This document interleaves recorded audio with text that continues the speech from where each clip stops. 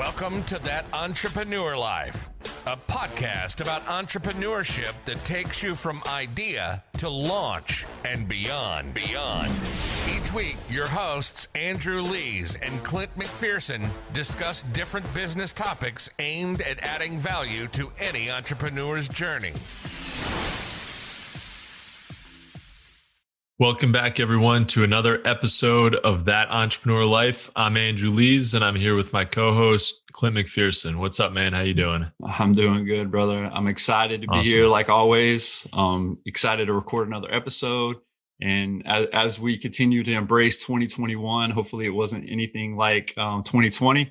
We got to make it our best, put our best foot forward, and continue to drive on. But I'm really excited to welcome our special guest today, Mike Jahshan, to the show. How you doing, man?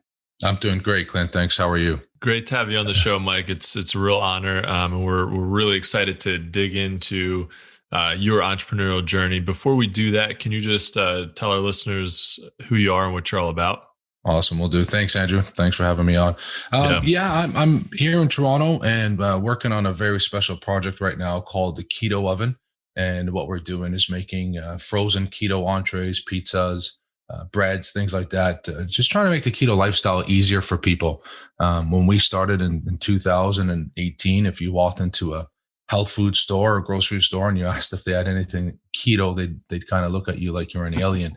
And they tell you, don't do that. It's dangerous. Be careful. Yeah. But in the last, 2 years, it's really, really come a long way. And I went keto. So that's how I started. I was about 400 pounds when I started this journey. Way overweight, wasn't good. So went keto. I've lost 100 pounds to date, but at the time I was down about 60. Yeah, it's been new life for sure. Yeah. And I have kitchen skills. We used to own a restaurant, my wife and I spent my whole life in the restaurant world. And you said we got to make keto easier for people because it's very challenging to go to the grocery store, buy all the ingredients, come home, cook everything. And it's just a lot of work and people weren't really informed. So we started making keto products for people. And the idea was just to sell it locally, but it took off. Stores were reaching out to us, asking if they can get our products. And here we are, we're across Canada now. And we make things like pizzas and pastas, things you can't normally have on keto, and bread. Yeah. Things that you can't normally eat. And that would be very challenging if you were trying to make it yourself at home. Yeah, I noticed that. And I was checking out your website and I'm starving now, by the way. That pizza looks so good.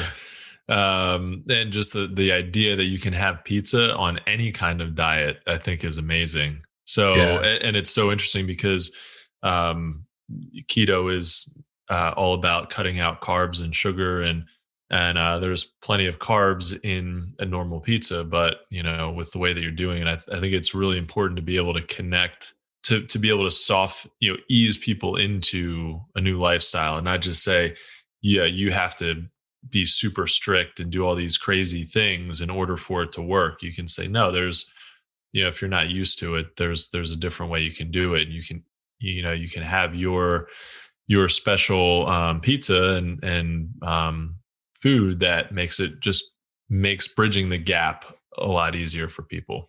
Oh, exactly. No more having to miss out on Friday night pizza nights with the family when they're ordering regular, Papa John's or whatnot, or office luncheons. You can bring your pizza with you, and we get messages from people all the time. Thank you so. Well, we used to with the office luncheons, but thank you so much. We can now have pizza at the office luncheon. We just bring your pizza with us. So, and it makes it easier if it's going to help you stay on track and continue the course. If you're getting a craving for a pizza. And there's no option. No, you might have a pizza and then fall off, and it's very difficult to get back on. So we want to make it, help people with that. So, Mike, as both a successful real estate agent and founder of the Keto Oven, which you just mentioned, take us back to when your entrepreneurial journey started. I know you touched on it a little bit here with the Keto Oven and what you got going on there, but what is it about entrepreneurship that led you to where you are today? Mm-hmm. We'd have to go way back till when I was 12 years old. So my father was an entrepreneur. My father immigrated to Canada just before I was born. I was born in Canada, and he never worked for anybody. he always did his own thing, and he wasn't trying to, um, make it rich. He just wanted to provide for the family. There's 4 kids, right? So 6 of us all together growing up, and he just wanted his own time. He wanted his freedom, and I guess that's where I got it from. Was seeing my dad come and go. So when I was 12 years old, I started landscaping. I started my own landscaping company. So I did up business cards, went door to door, knocked on people's doors, gave them this pitch. And I didn't even own a lawnmower. I used their lawnmower because I didn't have the money to buy a lawnmower. And I got them to sign up on annual contracts. So it wasn't, $10 a shot. It was, hey, pay me $200 a year. Nice. I wanted that commitment from them. And then snow season would come around and I would do the same thing. And I didn't even have a shovel. I would use their shovel and go around and shovel driveways. And I'd hire friends. I'd bring friends with me because I needed help. And I remember being 12 years old and, bringing 3 guys with me and, all right, you do this house, you do this house, you do this house. And I'm moving on to houses trying to get more sales. And I had, my 12-year-old buddies out there shoveling snow while I was hustling door to door. So that's when, and I haven't really, looked back. I've always, grinded out the hustle. Yeah, I've worked for hotels. It was a great career working in the hotel world. I've worked for Starbucks. So I've worked the corporate world, but when you're a free thinker, it's very difficult to conform to the mold and to the mindset. I remember one of the managers that took over, I won't say from where, but she was a regional manager and said, I would have never hired you. I don't know why you were hired, because you're a free thinker and we don't pay you to think in this company. We pay you to do. And that's why you're struggling, right? Yeah. So then I realized, all right, you are correct. I got to go back to being the entrepreneur. And I've had many businesses, landscaping. We used to own a restaurant, like I said. The real estate was probably the most successful career I had. You get older, you get smarter, you get wiser, you get more responsibilities. I got married, had a child. So it was time to a little bit settle down. And I've spent 8 years in the real estate world. And now the Keto Oven, because I just couldn't sit doing real estate. So I had to do something else. Nice. Yeah. And it's a perfect kind of, that the Keto Oven is a perfect segue from your experience with keto, I think. And I'll be honest, until I listened to one of your podcasts, I didn't know very much about the keto diet. But the more I learned, the more at least some of the principles, because I really don't know all of them, but at least principles I learned about, they make sense. It's just common sense stuff. Like I heard you talk about most people, when they sit down and they eat bacon and eggs, the bacon part's not that bad, but they're eating bacon and eggs and hash browns and biscuits and gravy and like all this stuff. Yeah. And that's where you really get into trouble. Excuse me. So can you explain to our audience what keto is all about and how it's improved your ability to run your businesses? Yeah. So you're 100% right. And you touch on that, and I'll talk about what keto is about. When I sit down and eat bacon and eggs, I just eat the bacon and eggs. When somebody who's not keto, they eat all of the above. But for some reason, they turn to me and question if I've checked my cholesterol. But you just ate the bacon and eggs just like I did, and you ate everything else on top of that. Maybe I had one extra slice of bacon than you. Well, because you've stuffed your mouth with the waffles and the toast and the jam and the juice and everything else, you don't have room for another slice of bacon. Right. So keto is basically no added sugars. So no, you're going to have a little bit of sugars from blueberries and strawberries, but we stay away from all other fruits. So no peaches, no watermelons, no bananas, no apples. And the idea is that you want to eliminate foods that cause you inflammation. And sugar causes inflammation. And whether it comes in the natural form of fruits or it comes in the processed forms, glucose, fructose, and everything else, it causes inflammation in the body. And the majority of our problems, our health problems, are inflammatory diseases.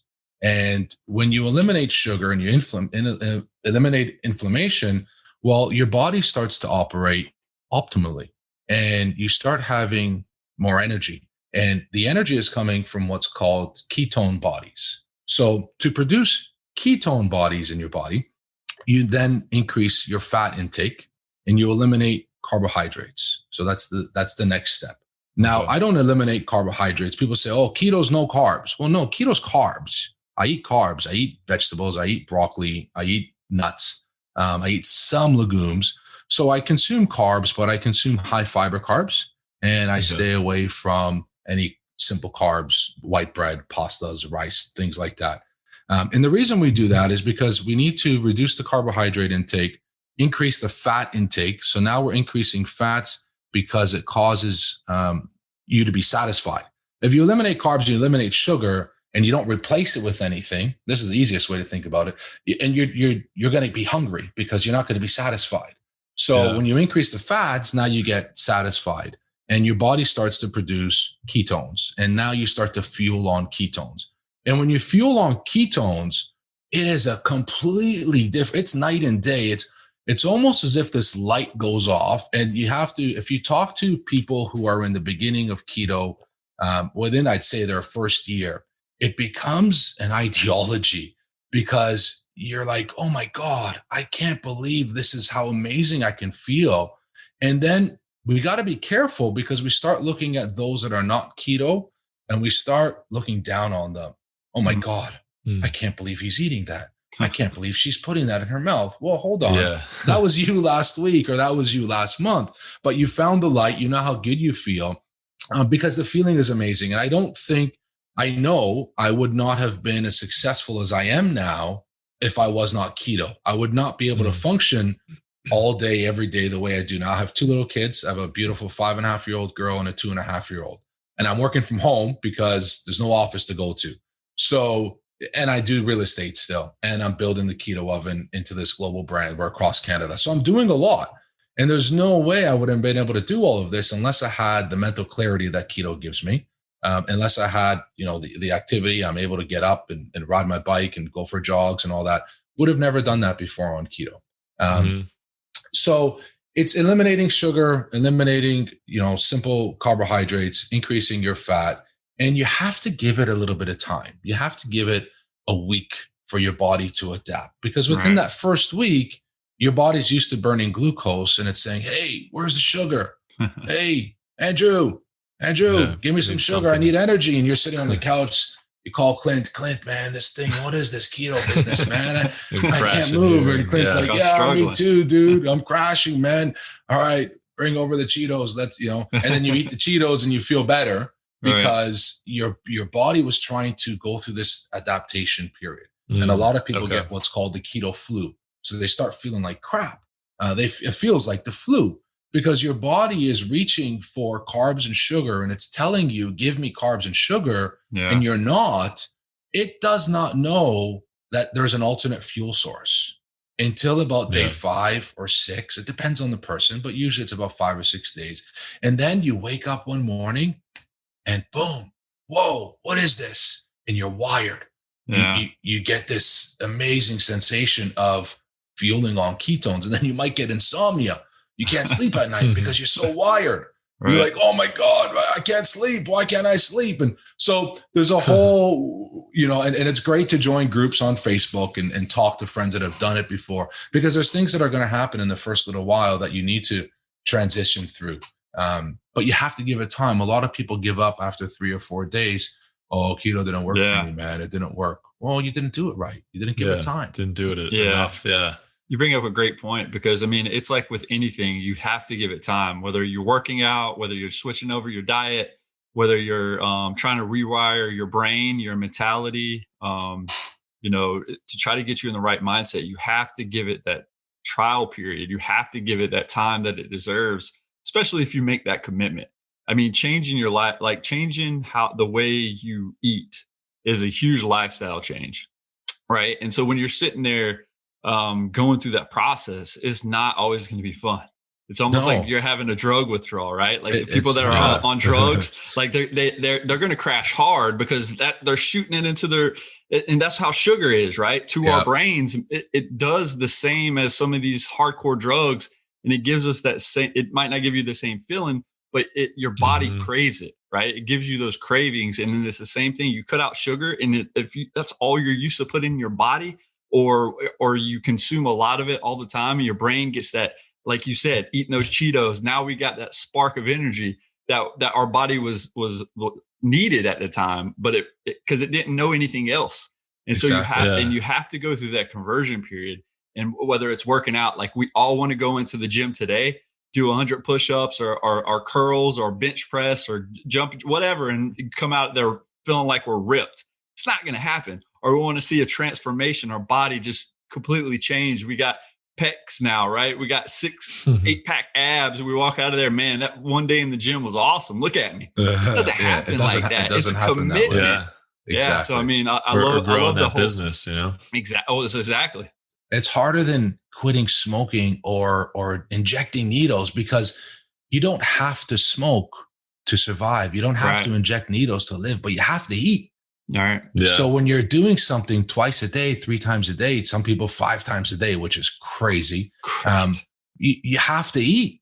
So, and if your cupboard or your pantry or your fridge or your friends, or if it's all around you, that's bad.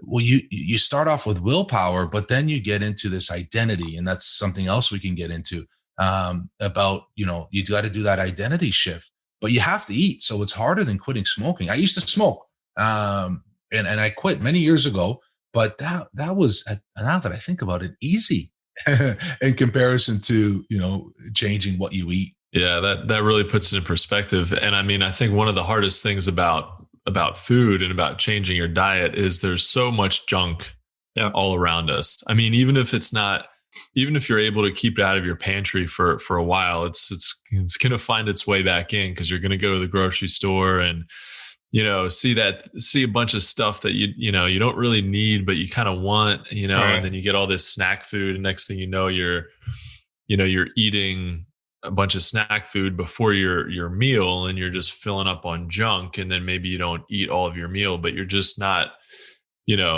could eat a bunch of junk food and then eat a salad and think, I ate a salad. I ate healthy. It's like, well, you don't just add healthy stuff on top of all the other crap, and then all of a sudden it's healthy. Exactly.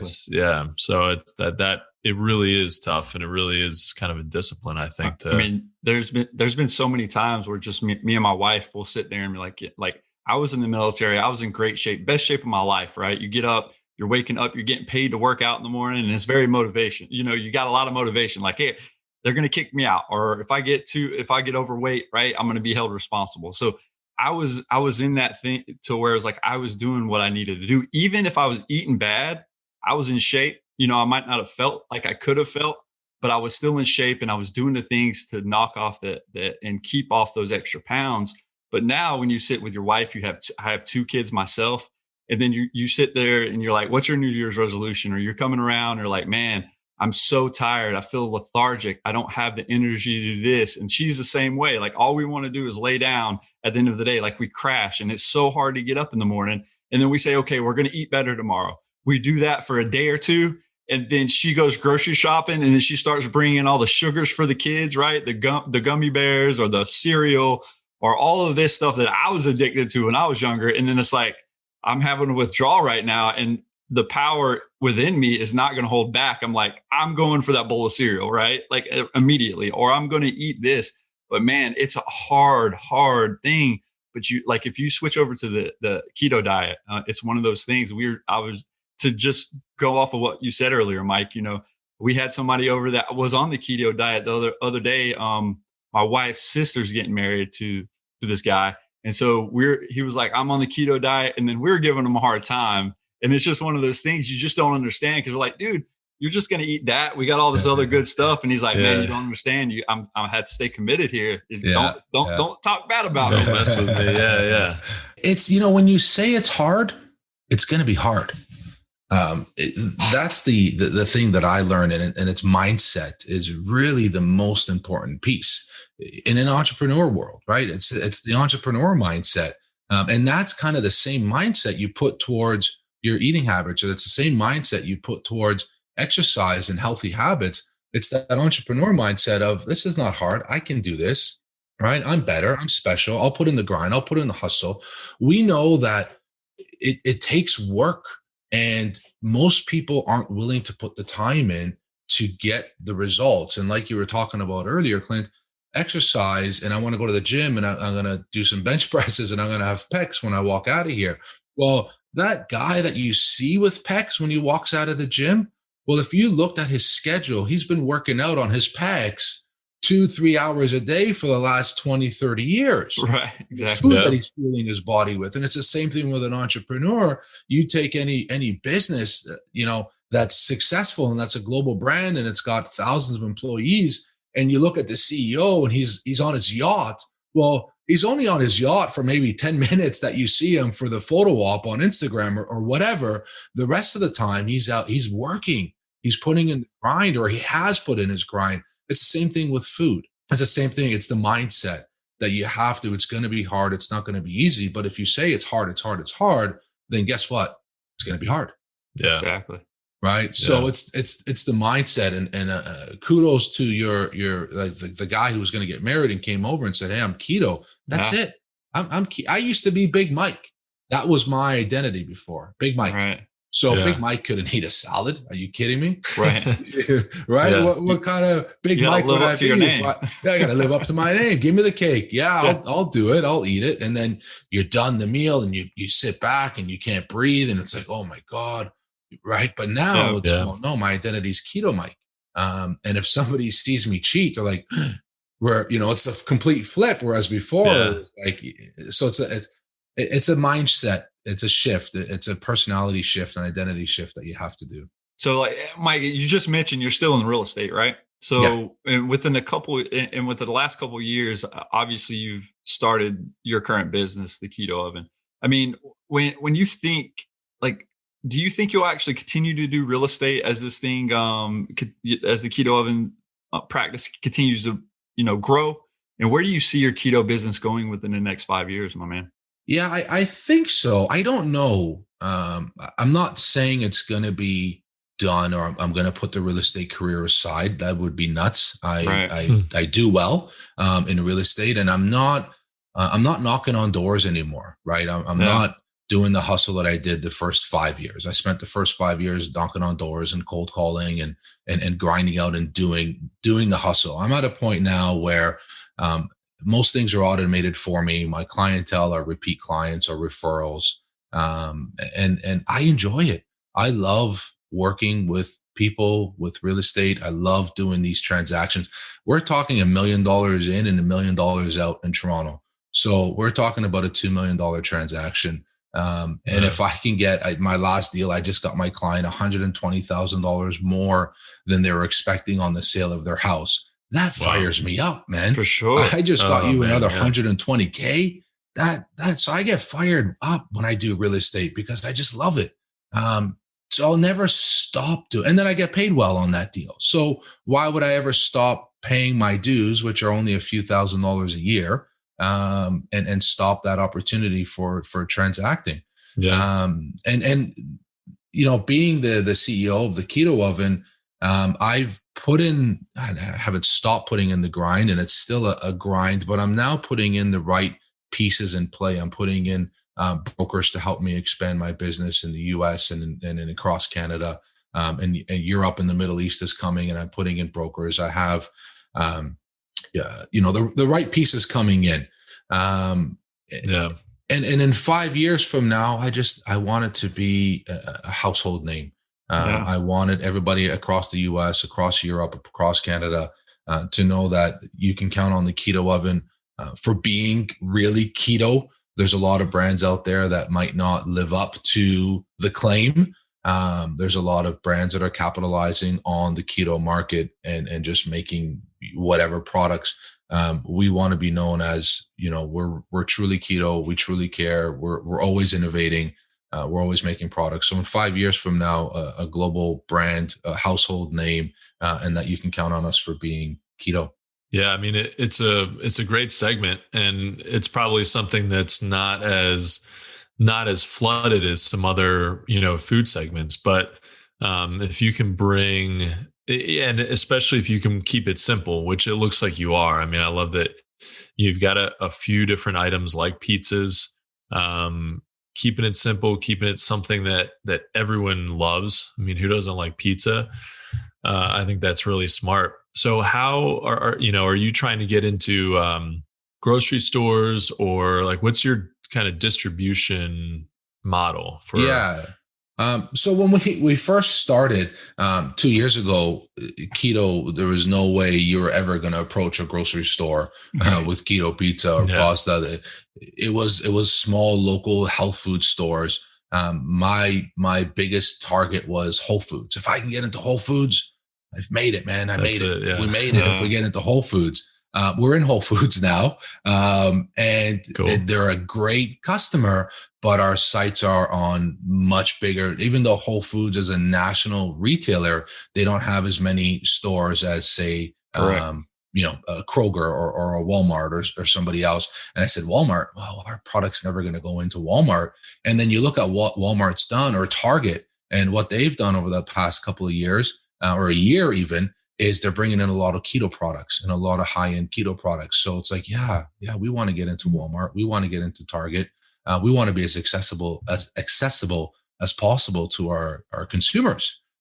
So yeah, our target is everybody. Walmart's, Kroger's, Loblaws here in Canada. As many grocery stores as possible. Price point is, and then our fear was the price point, and that's why we had to be into health food stores only, because the grocery store is not going to touch us because our price point is so high. But it's a known, it's a given. Buyers of these grocery stores are understanding because they're seeing other keto products come on, and the consumer knows that it's very expensive to make keto products. It's a different kind of product, and you can't compare 1-to-1 a regular pepperoni pizza to a keto pizza, and you're going to have different customers too. So you're not just going to have you're going to have somebody who understands it, hopefully. And you can also, what's cool is because you're getting in so early, you can be part of that education and knowledge base. So you can help educate consumers and drive them to, say, hey, you pick it up at Walmart, and you're behind that, the force for getting keto into the world and understood better. So then they can understand your price point and everything about your product better than they would have. You're 100% right, Andrew. That's part of what I want to do as well, is not just build the Keto Oven brand, but also educate people. We're at the forefront here of the keto lifestyle. And we want to educate. I'm not a doctor, but I do a lot of research. I'm going to get some nutritional certificates and some coaching certificates so I can have some credentials, but I'm completely obsessed with the keto lifestyle, with the science behind it. I went to a conference a couple of years ago, Metabolic Health Summit, and it was all doctors and scientists. And here I am. And 90% of the things just flew over my head, but I was still able to absorb 10% of it, which is more than most people would ever in a lifetime, just not being in that space, looking at charts and graphs and studies that they've done, and then chatting with these world-class doctors and scientists, because it was an open conference. There wasn't many people there, and then having contact with them now. We have email, we have phone, we communicate with each other all the time. So it's absolutely amazing, and just being on that forefront and educating people about keto. That's really what the passion is. It's just, getting to talk about keto with people and help people, because I know what it feels like to not be keto and to be 400 pounds, and to be keto. And it's not only if you're 400 pounds or you're overweight, but even keto for athletes is absolutely amazing. And more professional athletes would do keto. The reason they're really not is because the adaptation period for a professional athlete or for somebody of that high endurance is a little bit longer than the adaptation period for everybody else. So we go through keto, we get into keto in about 7 days, right? But our performance takes about 30 days. So your performance might go down slightly. So so if you're a professional basketball player or hockey player, well, you can't afford for your performance to go down for 30 days. Right. But if you can make it through that 30-day point and go back up. So if you look at Josh Perry, BMX rider, he's keto. You look at a lot of these guys who are maybe Olympic athletes and stuff that aren't necessarily competing as often as an NBA player or an NHL player would. They go keto because they have a longer time to get keto adapted, right? Get ready for it. And then you have to stay keto, because if you go keto adapted and then you break keto, and it's going to take you another 30 days to get your performance back up. Yeah. It's very tricky, right? So yeah, just being able to chat about that and talk about that and help people through that is what's amazing. And then, you hear talking to you guys. This is, this is the best part. Yeah, man. I think it's an off-season change for anybody that's not on the keto diet, right? Like, you have 30 days, go ahead and commit to it, and then start, as well as so you can train and get that energy that you need to because they're typically always at their peak performance as far as shape wise, but they might not feel as good as they can feel. And so exactly. I think that transition to the keto diet, like you said, can be a huge help to some of them. And man, we all want that energy, right? Like, I see my kids running around and they're just like a fountain of youth, and they have all these endless bounds of energy. And I'm like, man, I remember when I was in my 20s and younger. And then I hit my 30s, and all of that took a nosedive, and I need to find that. So the keto diet might be in my future. Yeah, wait till you hit your 40s. Right around I have a brother who's 10 years older than me, and I just always, what's wrong with you, man? He's like, yeah, you wait. And it wasn't until I really hit 40 that I started realizing, 10 years is a big difference. For sure. Right? Sure. It's a big difference. Oh yeah, and there's a big difference between feeling fine and feeling great. I think a lot of people, even if they feel fine, they're like, hey, I'm good. But really, if they ever felt great, they'd be like, oh man, I'm going to do whatever I need to do to keep that going, whatever it is. Point. So yeah, such a good point, Andrew. Yeah. So Mike, through your entrepreneurial journey from the highest to lows, what has been the most difficult thing about being an entrepreneur for you? And how do you kind of get unstuck and not lose traction? That's the entrepreneur life. You're living at 100%, and then you're living at, negative 10%. The highs and lows are super extreme. And getting through the lows are very difficult. I probably tried to quit building the keto oven 12 times, maybe more. I'm not doing this shit anymore. I can't take it. It took my savings. So in 2018, I was, doing well in real estate. We were traveling 3 or 4 times a year. My sister lives in California. So me and my wife would go there and spend 6 weeks in California, and I'd be doing real estate deals from my phone, while on the beach in Manhattan Beach. And, life was good, but it wasn't always that way, right? Because before that, we couldn't pay our phone bills. And the phone would get disconnected. Because I remember the trip before, coming back from California, landing and calling my brother to pick me up from the airport, and my phone won't work. What the heck? Why is my phone calling the phone company? Well, your phone's been disconnected. You haven't paid your bill. So we had those. And then, you have your temporary, let's have a good time and travel 3 times a year and spend 6 weeks in California. So there's, highs and lows. And then we come back, and I really focused on building the keto oven, that my real estate business suffered because I wasn't focusing on the real estate business. And because it suffered, I wasn't, and our monthly burn rate, cash burn rate was so high at home that we burnt through our savings real quick. I wasn't making any more money, and the keto oven was taking up a lot of our money. And the idea wasn't to build this big global brand for the keto oven. It was just small and a side business. And we took it and we blew it up. The entrepreneur mind, right? I'm going to do this. Let's do it big, or don't do it at all. And then I'm at a point where it's, oh shit, I'm $100,000 in debt. I have no real estate deals in the books. I have no real estate clients coming. We might have to sell the house. We might have to get rid of our car. We might have to move in with one of our parents. What do we do? And it was stressful, anxiety, and hated the process of going to make the pizzas because it made me broke.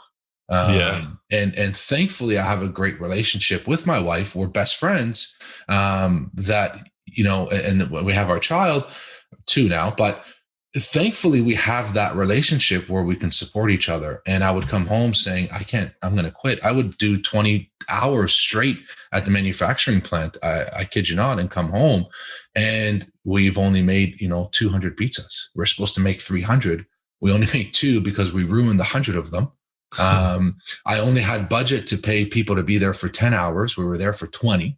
So I went way over budget. And it's like, shit, we got no more money. What are we going to do? So we took out a second line of mortgage on the house. Really, really, really troubling times. But then I refocused again on the real estate and really pushed the real estate business. And I almost quit keto. And I said, that's it. I'm not doing the keto anymore. Listened to a lot of audio. And I think that's where I stopped, was listening to audio, listening to self-help stuff, listening to guys like Gary Vee, Tony Robbins, Les Brown. Super important to have that as part of your daily life. And I had a life coach who was on my last podcast, Joe Moffitt.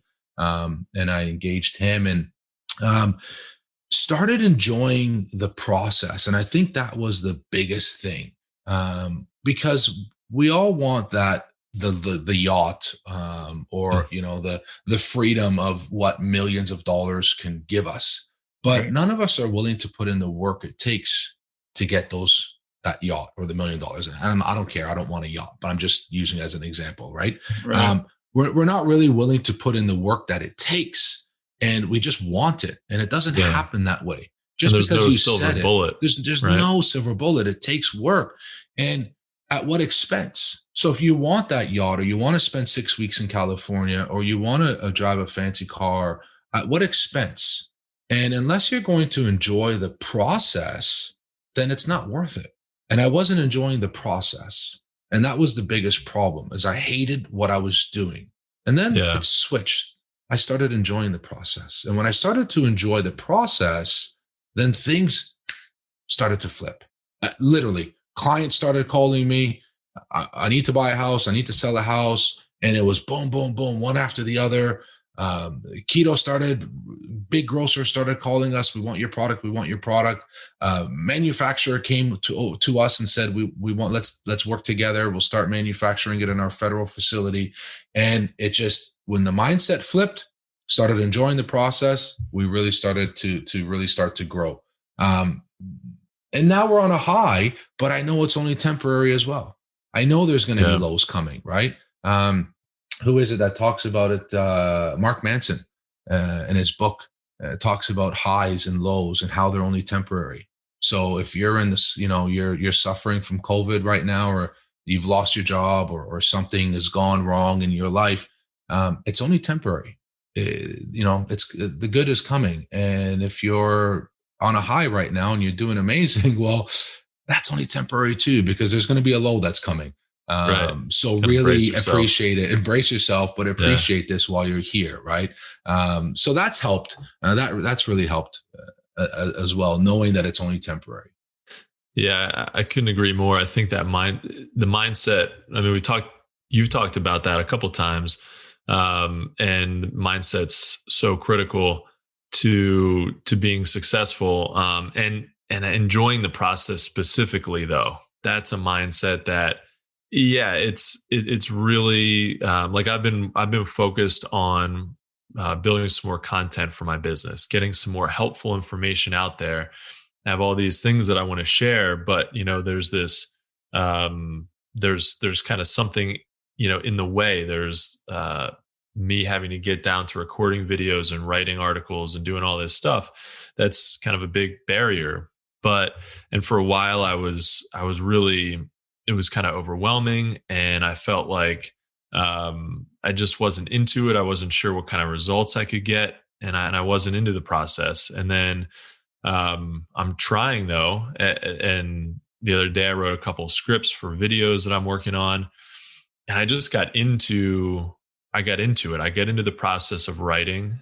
I was kind of excited about what I was writing about. I was excited about the big picture, and understanding that, I'm not going to come out of the gate, firing with a video that has, 1 million views or maybe even 1,000 views, but it's going to be a start, and it's going to be, it's just going to be exciting to see how things take off. So yeah, I Couldn't Awesome. agree more. I think that process is once you start to enjoy it, then it's not like things magically start happening. Mm-hmm. But I think you have more capacity to do the things like what you might have just put off before because you weren't excited about. All of a sudden you're doing it, you're getting it done, and you're getting it done better than you would have if you were like just going through the motions. So I think there's that real connection with it. It's not just like, you get excited about something and all of a sudden, the heavens open up and you're everything is all good. But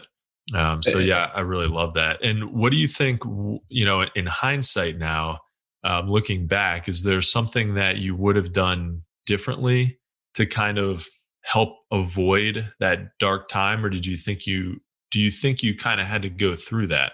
Yeah, I think we have to go through it because it's not just one dark time. There's many dark times that we go through as entrepreneurs, right? We're a high I on the disc profile, and we get distracted when a squirrel runs by us, right? That's just what happens. We're always looking for the next big thing or the next opportunity, or and when you do that, and when you have that mind, and you're willing to take that risk, and you're willing to jump on something that nobody else is willing to do, or the risk, you're going to have failures, and you're going to go through those dark times. So what I would do differently, I think, and what I'm doing differently now is staying committed.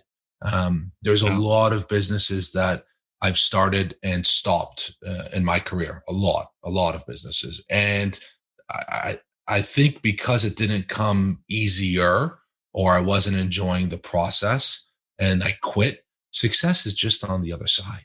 And we have to change what our view of success is, or what our definition of success is as well. Even when I started the Keto Oven, and the reason I wasn't enjoying the process is because I wanted to build a keto oven to sell it for $400 million. That's why. And when you're in it and you're doing it, well, man, $400 million is a long way from now, but I'm not going to enjoy it and I'm not going to be happy. That's in the mind, right? And until I sell the keto oven for $400 million. Well, hold on a second. To build it, to get to $400 million, there's a lot of freaking work that goes into it. You're not just going to build a company to get to $400 million.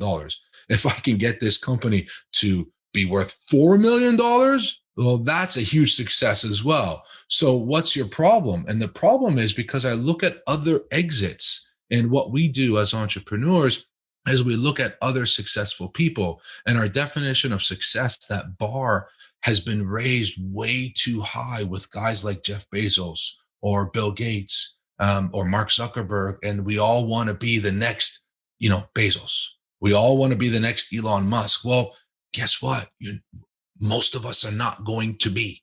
You're not going to be the next Elon Musk. And if your measure of success is I'm not successful until I've become Elon Musk, or I've sold that $400 million business, well, you're going to have a really hard life. You're going to be depressed. You're going to be negative. You're going to be sad, because the chances are you're not going to get there. But if you can build a $4 million company, or if you can make $150,000 a year, well, that's amazing. That's huge. And if you look around at a lot of these business owners that are doing $1 million a year in sales, that's huge. And there's not many companies that break $1 million a year in sales. That's massively successful. But if that's not good enough for you, you're going to have a problem, because it needs to be good enough for you, right? So I think that needs to change, our perception of success, and this, I made it. Where did you make it to? What'd you make? Because it's not over. You build a company and you sell it. If I build a keto oven and I exit and I sell it, I'm not going to sit on a beach for the rest of my life. I'm going to find the next thing. I'm going to do something else. The next challenge, right? Because that's how we grow. And that's where happiness comes from. It's from growing. It's from having a problem, solving it, growing and growing. So yeah, what I would do different. Oh, and back to that, what I would do different is commit. I would stay committed, like I am now, to the keto oven, because it takes longer than you think to build something. It's harder than you think. It's not easy. There's no silver bullet, like you said earlier. So that's what I would do differently. Just commit. You have an idea, stick with it. And unless you're enjoying the process And if you can't enjoy the process, find something else to do. Do something else. No, if you live in North America, if you live in most European countries, if you, I don't know where most of your listeners are coming from, but if you're not enjoying the process, we're in a day and age where we have an opportunity to do whatever we want. Right. Change. Yeah. Do something else. Exactly. It's never been easier to pivot and figure out something that does make you excited. Yeah. Never been easier, because the process is 90% of the time. 90% of your life goes into the process. Yeah. And if you're doing it just to enjoy the 10%, I call it the 10% sexy and the 90% process. And if you're doing it just for the sexy, well, you're going to struggle 90% of your life, right? And then you won't get the 10%. You're doing it for the wrong reasons, man. You're doing it for the wrong reasons. I think as an entrepreneur, it's just important going into any venture and define success, because that definition of success for each and every one of us could be different, right? It might not be the $400 million exit strategy that we envision, because that's a steep goal to have.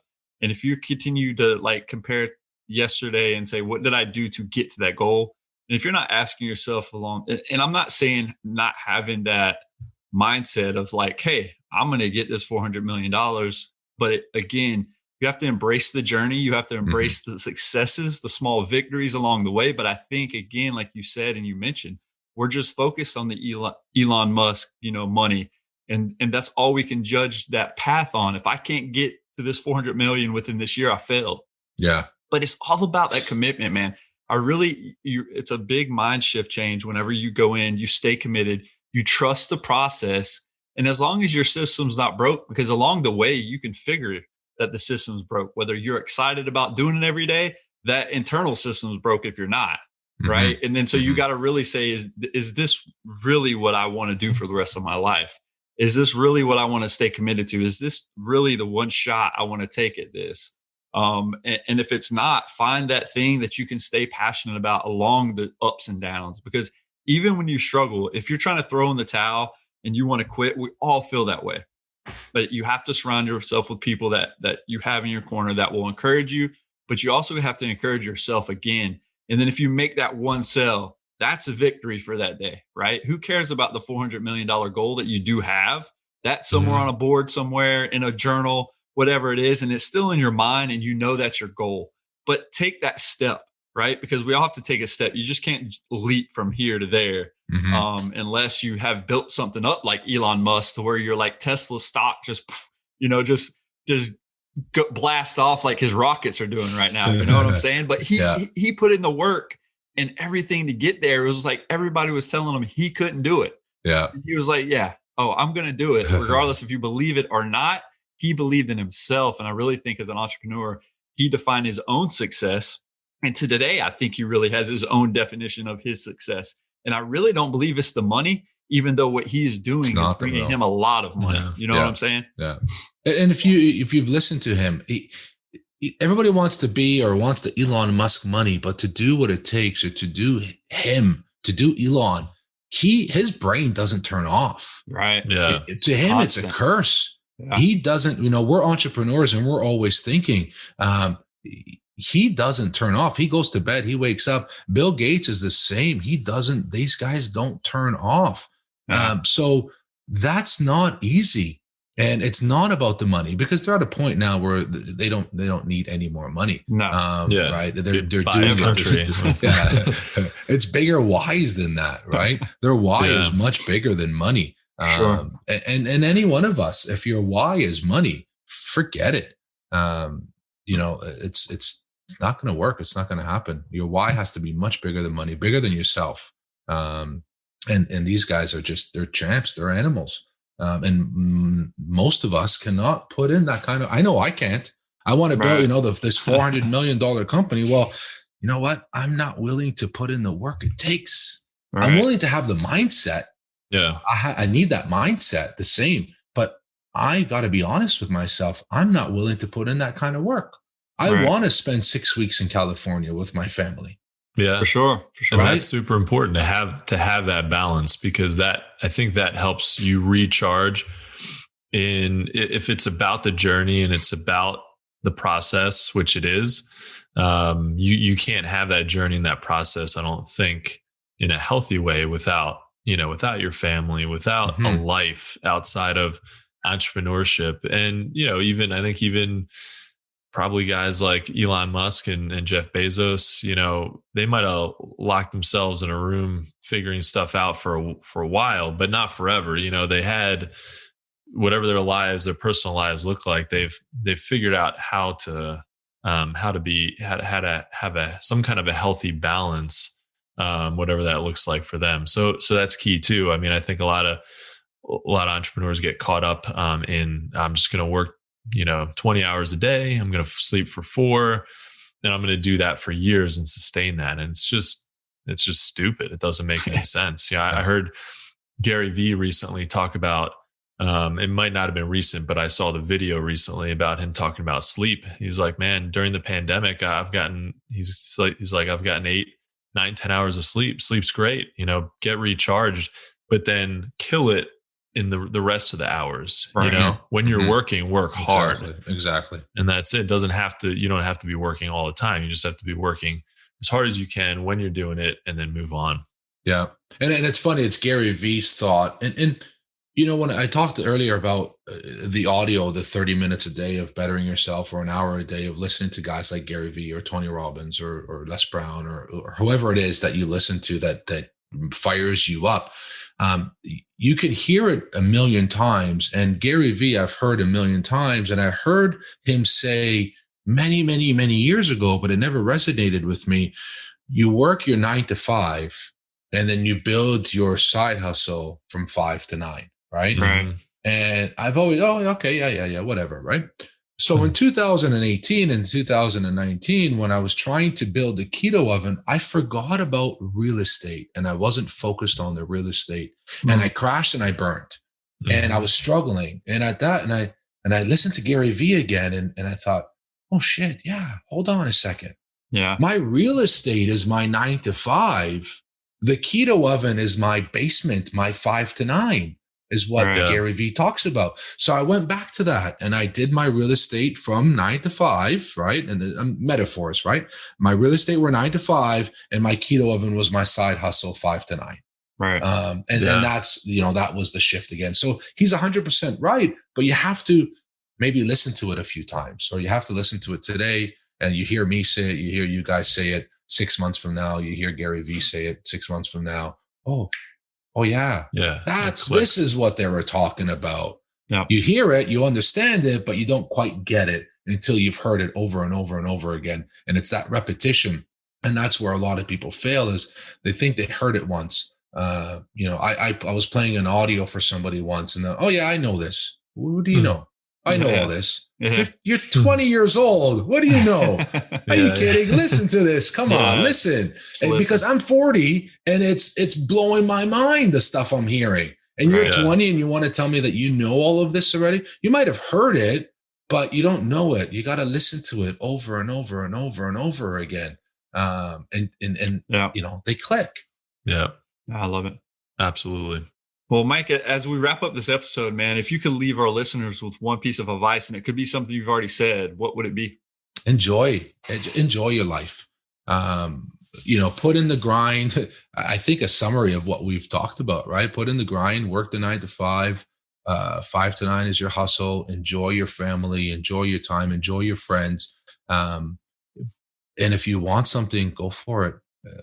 This is a day and age, and we live in a world where we can go after whatever we want. We can get whatever we want. If you work a government job and you hate it, if you've lost your job because of COVID, something we talked about with my coach on the last podcast I did was life can be happening to you or for you. Yeah. And you can look at COVID as happening to you or for you. I look at it as it's happening for me. I'm thankful in my business that COVID happened. I wish it was something else and people weren't losing their lives and their jobs and everything, and they weren't crashing. But what I've taken from it, it's been good for my business. Right. So I've taken it as happening for me. And it's just your mindset, and you can make the shift. If you want to be sad and upset and miserable, then you can be sad, upset, and miserable. But if you want to be happy and peaceful, then you can be happy and peaceful. You can be whatever you want. Change your state. Tony Robbins says it the best, right? Change your state, change your mind, and you can literally, the snap of a finger, really change your state. It takes practice, but you can literally do it that easily. So hustle hard, go for it, do what you want. And if you're not enjoying the process, enjoy the process, or do something else where you can enjoy the process. No, man, that's a great way to wrap it up, man. And Mike, I think like Marshawn Lynch says, I don't know how big of a football player fan you are, but he says, work on the mentals, right? It's about working on the mentals. And then the mentals is your mind shift, right? He's talking about work on your mentals. Yeah. He's a little bit of a, I don't know if his vocabulary is too huge, but, working on the mentals is a good way to end this episode. And I think it's a wrap for this episode, Mike. But from the both of us, we want to thank you for taking the time out of your day to join us and adding value to what we're doing on our podcast. Awesome. Thanks you guys. Thanks for having me on. And it was amazing. All the best. Absolutely. Yeah, it was great to talk to you today, Mike. Thank you all so much for listening to That Entrepreneur Life. To learn more about what Mike is working on, check out theketooven.com. If you like what you heard today, please subscribe to our podcast and don't forget to download our free ebook at thatentrepreneurlife.com. Also, if you're interested in having us do some mini masterclasses this year, please contact us through our website and let us know. Thanks for continuing to support what we do as entrepreneurs. And don't forget to join us next week for another episode of That Entrepreneur Life. Thanks for listening to That Entrepreneur Life podcast. Be sure to visit thatentrepreneurlife.com to join the conversation, access our show notes, and discover our fantastic bonus content. Don't forget to join us next week for another episode as we continue to add value. Until next time.